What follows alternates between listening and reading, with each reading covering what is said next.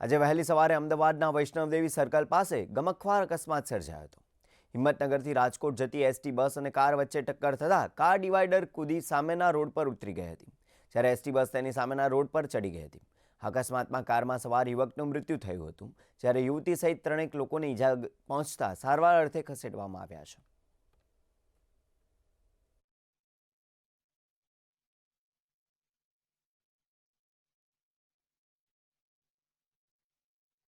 Vaishno Devi bridge અને અદાણી શાંતિગ્રામના બ્રિજની વચ્ચે એક અકસ્માત થયેલો છે, જેમાં એસટી બસ અને ફોર્ચ્યુનર કાર વચ્ચે અકસ્માત થયેલો છે, જેમાં એસટી બસનો રજિસ્ટ્રેશન નંબર છે GJ18-2T2520 અને ફોર્ચ્યુનર ગાડીનો નંબર છે GJ18EF9।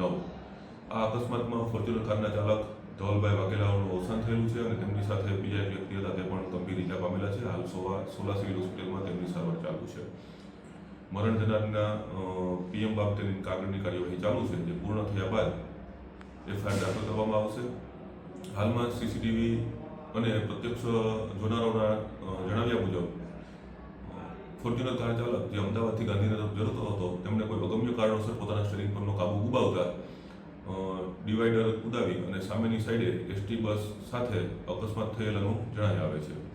વધારાની તપાસ કર્યા બાદ યોગ્ય કારણોની જાણ થશે અને તે બધું કાર્યવાહી કરવામાં